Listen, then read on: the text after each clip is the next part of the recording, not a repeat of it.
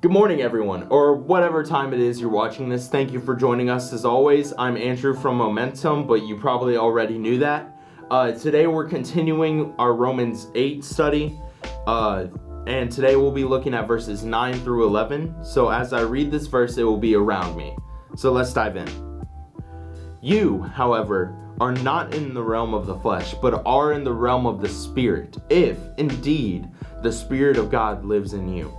And if anyone does not have the Spirit of Christ, they do not belong to Christ. But if Christ is in you, then even though your body is subject to death because of sin, the Spirit gives life because of righteousness.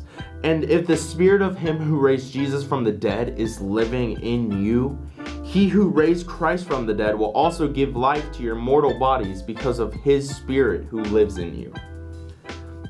Now, this passage starts to move away from the talk about the flesh versus the spirit, as we've talked in the earlier verses, and starts to focus on the Spirit and what it provides.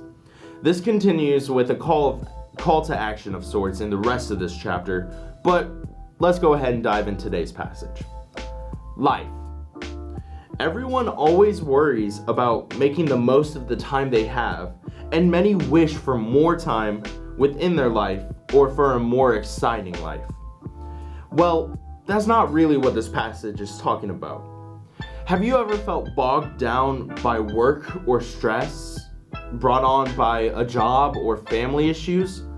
This passage says you can receive life through the Spirit. While studying this verse, I struggled with writing this Devo for a long time because I didn't truly understand what this passage is talking about. But after a lot of study, I now understand that this passage isn't talking about life in the terms of living, but life in the terms of freedom. When we are in the Spirit, God provides us freedom from our sin.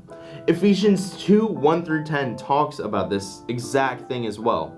Because due to our sins, we were dead, but God provided a way that we may have life and have it abundantly. We may now live as new creations, as Paul talks about in 2 Corinthians 5:17, where we can cast our sinful nature down and live unchained in the Spirit. We do not need to live in captivity to our sin. The life given through God and through the Spirit take a whole weight off of our shoulders.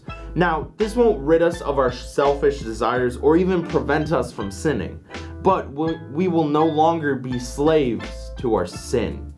Meaning, as we live our lives, sin will not be our controlling factor. If we are in the Spirit and the Spirit is in us, we should live as Christ did and as God calls us to live. So take this as a call to action.